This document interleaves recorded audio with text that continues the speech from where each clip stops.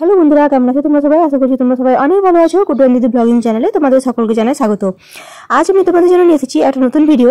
আজ আমি তোমাদেরকে বানিয়ে দেখাবো কিভাবে তোমরা নর্মাল মাটি বা রাস্তাতে যে মাটিটা থাকে সেই মাটি দিয়ে তোমরা তৈরি করে নিতে পারবে খুবই সহজ উপায়ে মাটির থালা। তো চলো তৈরি করে নিই। তো আমি দেখলাম ইউটিউবে এখন অনেকেই মাটির থালাটা তৈরি করছে, আর এখানে দেখো আমি এই মাটিটা নিয়ে নিয়েছি। আর এটা কিন্তু কোনো এরকম যে নদীর মাটি বা সেরকম টাইপের মাটি নয়, কোথাকার মাটি আমি তাও জানি না। এটা আমি নিয়েছি হচ্ছে তোমার আমাদের এখানে রাস্তার কাজ হচ্ছিল, তাদের কাছ থেকে আমি চেয়ে কিছুটা মাটি নিয়ে এলাম। তাদেরকে বললাম যে আমাকে একটু মাটি দিন, আমি একটা হাতের কাজ করব। তো তারা আমাকে বললো তোমার যতটা দরকার তুমি নিয়ে যাও। তো সেই অনুযায়ী আমি এখানে মাটিটা নিয়ে এসেছি। মাটিটা কিন্তু সত্যি কথা বলতে খুবই ভালো একটা মাটি, আর খুব সুন্দর কালারের, মানে লাল রঙের এই মাটিটা। তো মাটিটা যেরকম আমি এনেছিলাম সেই অনুযায়ী আমি এটাকে বানাচ্ছি। তো আমি দেখলাম যে মাটিটা একটু নরম আছে, তো আমি আর এটাকে জলে কিছু করিনি বা কোনো কিছুই আমি এটাতে কোনো কিছু করিনি। আর তো আমি এটাকে আর জল দিয়ে কোনো কিছু করিনি, যেরকম মাটি ওরা আমাকে দিয়েছিল সেইটা দিয়ে আমি কাজ করতে বসে গেছি। তো এখানে দেখো প্রথমে আমি যেটা করবো, মাটিটাকে খুব ভালো করে আটা মাখার মতো করে মেখে নেবো। আর তলায় দিয়ে নিয়েছি আমি একটা কাপড়, যাতে আমি যে জায়গাটাতে তৈরি করছিলাম সেই জায়গাটা যাতে মাটি না হয়ে যায়। আর এরপর খুব ভালোভাবে থাবড়ে থাবড়ে আমি এটাকে চড় মেরে মেরে এটাকে আমি একটু পাতলা করে নিচ্ছিলাম। যেহেতু রুটির মতো করে আমি এটাকে মেখে নিয়েছিলাম, মানে আটার মাখার মতো করে মেখে নিয়েছিলাম, এবার রুটি না বেললে তো হয় না। তো আমি এখন এটাকে একটা মোটা রুটির মতো তৈরি করে নিচ্ছিলাম। খুব ভালোভাবে রুটিটা বেলা হয়ে গেলে আমি এখন এখানে নিয়ে নিয়েছি একটা থালা, আর এই থালাটাকে এই রুটিটার উপর বসিয়ে খুব ভালোভাবে একটা আমি শেপ দিয়ে নেবো। এখানে নিয়ে নিয়েছি আমি একটা ছুরি, ছুরিটার মধ্যে কিন্তু কোনো রকম ধার নেই। আর এই ছুরিটা দিয়ে খুব ভালোভাবে আমি এখন এই মাটিটাকে কেটে বের করে নেবো। এক্সট্রা যে মাটিগুলো ছিল সেগুলোকে আমি সরিয়ে নিচ্ছিলাম।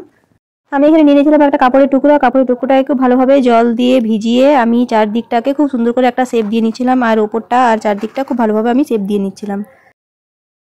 এরপর চারদিকে আমি একটা কাদার রিং তৈরি করে নিচ্ছিলাম। কাদা রিংটা তৈরি করে নেওয়ার পর আমি এই যে চারদিকে খুব ভালোভাবে কাদা রিংটাকে দিয়ে নেবো। কাদা রিংটা আমি 5 ভাগে ভাগ করে দিচ্ছিলাম। এখন আমি যেটা করবো, এই রিংগুলোকে একটা সাথে একটাকে খুব ভালোভাবে আমি অ্যাটাচ করে দেবো।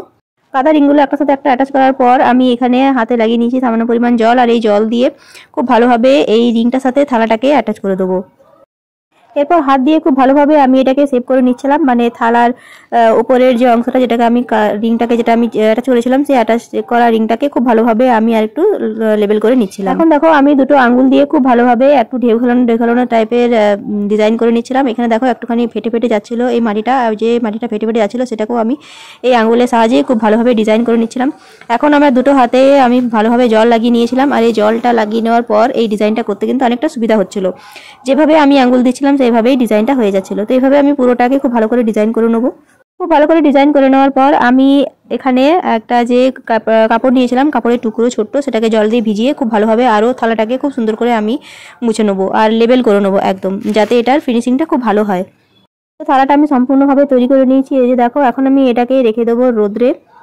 তো এখন দেখো আমি থালাটাকে রোদ্রে রেখে দিয়েছি। এই থালাটাকে এখন মিনিমাম 3 থেকে 4 দিন রোদ্রে খুব ভালো করে শুকিয়ে নিতে হবে। যেহেতু এখন খুব রোদের পরিমাণটা খুব কম, তাই জন্য এই থালাটাকে কিন্তু অবশ্যই 3 থেকে 4 দিন খুব ভালোভাবে রোদে শুকিয়ে নিতে হবে। তো এই যে দেখো আমি কিন্তু থালাটাকে খুব সুন্দর করে রোদে শুকিয়ে নিয়েছি, আর থালাটা দেখতে কতটা সুন্দর লাগছে বা দেখো তোমাদেরকে হাতে নিয়ে একটু দেখাই। দেখো থালাটা খুব সুন্দরভাবে আমি তৈরি করে নিয়েছি, আর থালাটা খুব ভালোভাবে শুকিয়ে গেছে। তো এই থালাটা আমি একটা আলাদা কাজের জন্য, একটা আলাদা উদ্দেশ্যে আমি থালাটাকে তৈরি করেছিলাম। তো কি সেই উদ্দেশ্যটা বা কি সেই কাজটা সেটা আমি তোমাদের সাথে পরে শেয়ার করব।